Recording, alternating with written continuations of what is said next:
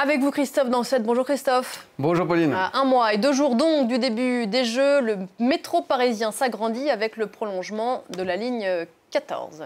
Et à partir du début d'après-midi, ce sera autour de 12h30 pour le grand public. Il sera possible de gagner le centre de Paris depuis l'aéroport d'Orly en moins de 30 minutes, 23 minutes même depuis la gare de Lyon.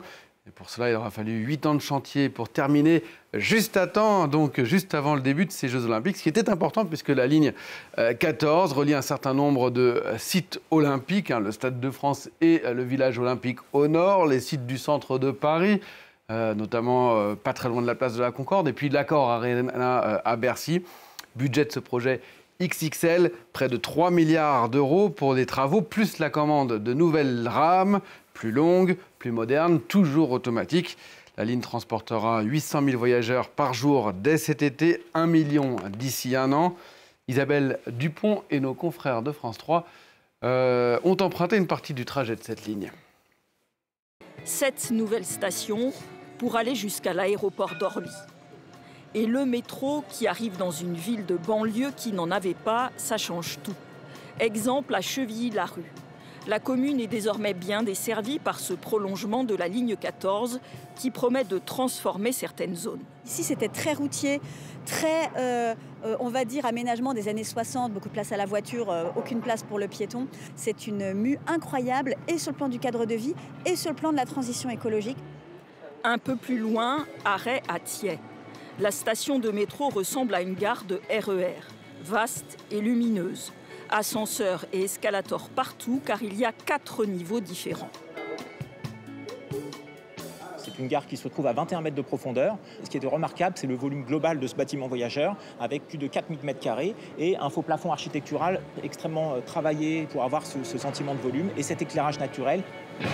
Fin de parcours au pied de l'aéroport d'Orly, qui avec la ligne 14 se trouve désormais à 30 minutes de l'hypercentre de Paris. La station a été dimensionnée pour d'importants flux de voyageurs. Grâce au métro, Orly espère décongestionner et décarboner sa desserte. Quasiment 75% des passagers et plus de 90% de nos salariés qui viennent en voiture individuelle. Faute de solution en fait en mode de transport collectif pour rejoindre l'aéroport, ça crée évidemment des congestions contre lesquelles on essaie de lutter. Donc l'arrivée du métro, ça va fluidifier, faciliter l'accès. Sur sa partie nord, la ligne 14 est prolongée aussi de Mairie de Saint-Ouen jusqu'à Saint-Denis-Pleyel. Avec 28 km en tout, elle devient la plus longue ligne du métro parisien.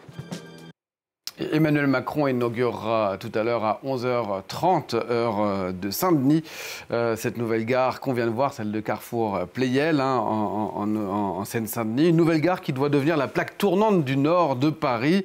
Un hub où doivent se croiser pas moins de 4 nouvelles lignes du Grand Paris Express. Oui, parce qu'au-delà de relier l'aéroport d'Orly au centre de Paris, ce nouveau tronçon, la ligne 14, est la première étape de ce qu'on appelle le Grand Paris Express. Mais c'est un projet gigantesque, souvent décrit comme le plus grand chantier d'Europe.